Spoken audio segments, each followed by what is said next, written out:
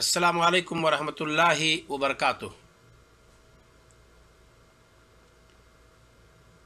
हामिद व मुसल्लियन अम्मा बाद।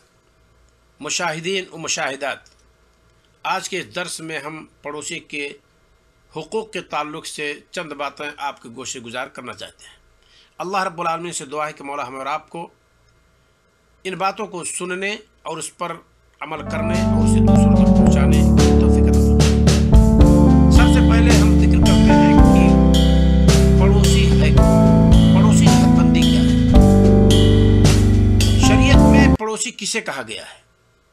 देखिए, शरीयत के तरफ से जार का लफ्ज़ जो आया है और उसकी हदबंदी जो की गई है, उस हदबंदी के सिलसिले में उलमा के माबैन इख्तलाफ है। चंद अक़वाल का तज़किरा हम करते हैं। नंबर एक, चारों तरफ से 40-40 घर तक पड़ोस है। आपके घर के दक्षिण साइड में जितने लोग हों सब पड़ोस हैं, उत्तर साइड में जितने लोग हों सब पड़ोस हैं 40 घर तक, और पश्चिम तरफ जितने लोग हों 40 घर तक सब पड़ोस हैं, और मशरक़ी समत में जितने लोग हों सब लोग आपके पड़ोस में से हैं, पड़ोसियों में से हैं। एक पहला कौल है। दूसरा कौल, चारों तरफ से 10 घर, चारों तरफ से 10 घर पड़ोस शुमार होंगे। नंबर 3, चारों तरफ से जो घर के अंदर से आवाज़ सुन सके। आप घर के अंदर कुछ बोलिए तो जहाँ तक आपकी आवाज़ जाती है वो सब पड़ोसी हैं। नंबर 4, चारों तरफ से वो शख्स पड़ोसी शुमार होगा जिसका घर आपके घर से मिला हो। चारों तरफ से जिसका भी घर आपके घर से अटैच है, या सबसे पहला घर जो आपके घर से दाएं बाएं पड़ता है, गोया कि वही पड़ोसी है, वही पड़ोसी शुमार होता है। नंबर 5, हर वो शख्स पड़ोसी शुमार होगा जिन्हें एक मस्जिद अपने अंदर इकट्ठा कर लेती हो। गोया कि एक मस्जिद के अंदर सलात अदा करने वाले महल्ले के सब आपस में एक दूसरे के पड़ोसी हैं। ये भी एक बात कही गई है। राजतर बात क्या है इसमें, सही तर क्या है, उर्फ का एतबार किया जाए। जहां जितने घर तक को पड़ोस कहा गया हो उतने घर तक को आप पड़ोस समझिए, क्योंकि जहां शरीयत की तरफ से हदबंदी ना की गई हो वहां उर्फ ही का एतबार किया जाएगा। जबरन हम और आप उसमें कुछ अपने तरफ से नहीं कर सकते। ये पड़ोसी की हदबंदी की गई थी जिसका तज़किरा मैंने किया है। पड़ोसी के बहुत सारे हुकूक हैं, लेकिन 4 हुकूक पड़ोसी के अहम हैं। कफ़ुल अदा, पड़ोसी को कभी तकलीफ ना दीजिए। हर बंदा इसका ख्याल रखे कि पड़ोसी को तकलीफ नहीं देना है। नंबर 2, हिमायतुल जार, पड़ोसी की हिमायत, हिफाजत, उसके बाल बच्चों की हिफाजत, उसकी इज्जत उसकी इज्जत उजाह की हिफाजत, उसकी दौलत और प्रॉपर्टी की हिफाजत, ये सारी चीज़ें उस पर रात में कोई हमला करे, कोई चोर उचक्के अगर उसके घर पर आते हैं तो पड़ोसी को चाहिए कि दिफा करे। तीसरी चीज़, अल-इहसान इलल जार, पड़ोसी की तरफ सुलूक, बेहतर सुलूक का मुजाहरा करना, पड़ोसी के साथ बेहतर व्यवहार कर रखना, बेहतर अखलाक का इजहार करना, बेहतर अखलाक से पेश आना, ये सारी चीज़ें एहसान के अंदर दाखिल है। नंबर 4, इह्तिमाल अदल जार, पड़ोसी की तरफ से कोई तकलीफ़ कभी हो तो उसे खंदा पेशानी के साथ झेल लेना, बर्दाश्त कर लेना, ये भी पड़ोसी का हक है। तो ये 4 हुकूक बुनियादी हैं, इसे ना भूलिए। और बाकी चीज़ें जो भी जिक्र की जाती हैं इन्हीं से गोया कि वो ली जाती है और इन्हीं के अंदर वो दाखिल होती है। पड़ोसी की कई किस्म है। एक पड़ोसी वो है जिसके 3 हुकूक होते हैं, एक पड़ोसी वो है जिसके 2 हुकूक होते हैं, एक पड़ोसी वो है जिसका सिर्फ 1 हक होता है। ज़रा देखिए, वो पड़ोसी जिसके 3 हुकूक हैं, फ़हुवल जार अल मुस्लिम अल करीब, वो मुसलमान है, वो पड़ोसी है वो जो मुसलमान है और आपका करीबी है। तो एक हक तो इसका हो गया पड़ोसी होने का, एक हक हो गया मुसलमान होने का, दूसरा हक हो गया आपका करीबी होने का। तो ये वो पड़ोसी है जिसके 3 हुकूक बैक वक्त आप पर वारिद होते हैं।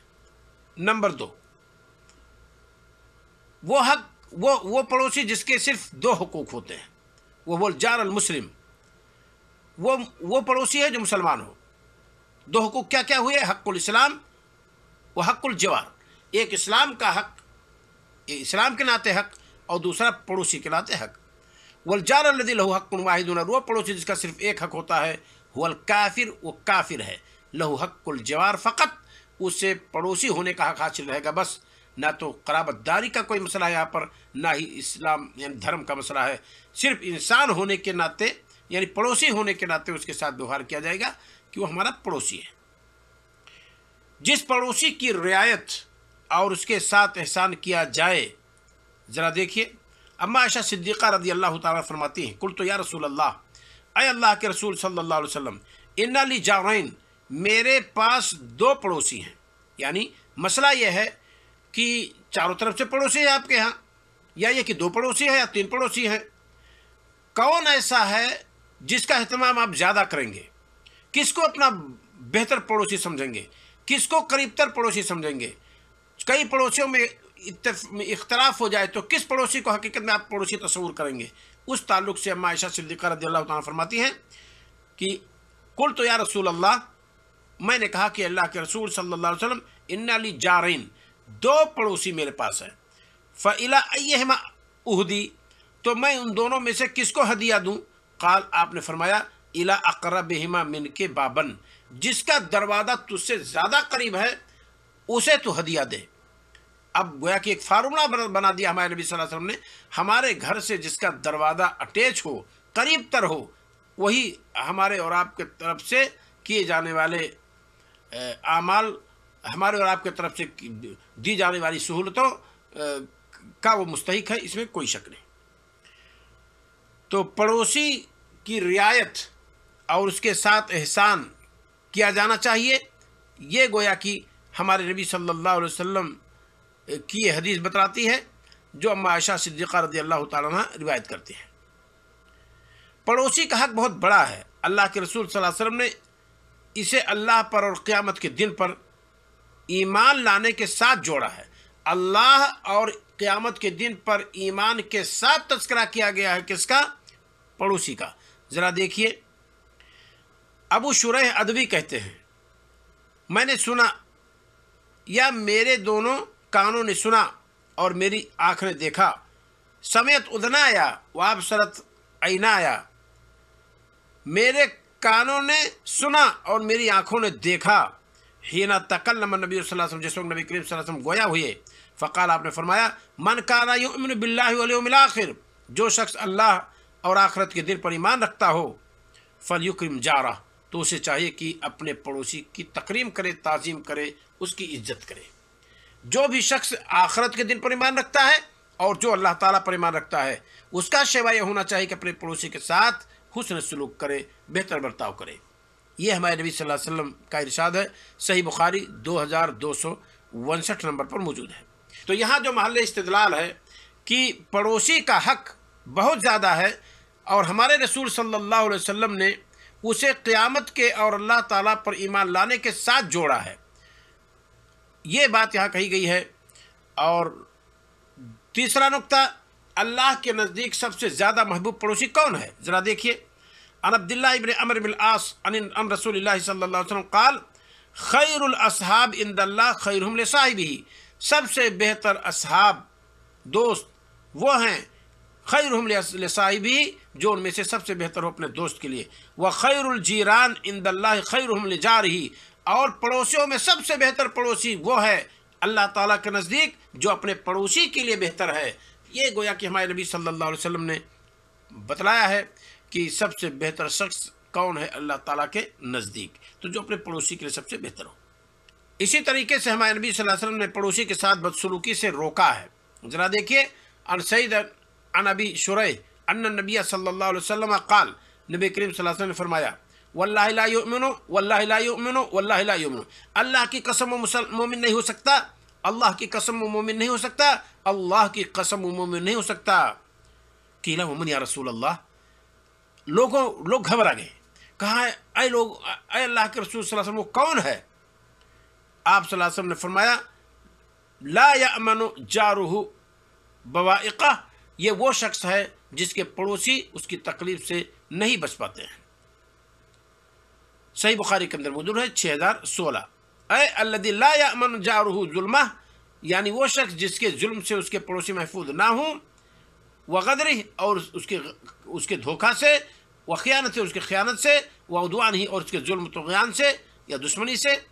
رسول اکرم صلی اللہ علیہ وسلم فرماتے ہیں کہ تو ایسے شخص کو چاہیے کہ اپنے ایمان کی خیر منائے، کیونکہ ہمارے نبی صلی اللہ علیہ وسلم نے فرمایا کہ ایسا شخص مومن ہو ہی نہیں سکتا ہے جو اپنے پڑوسی کو تکلیف دے.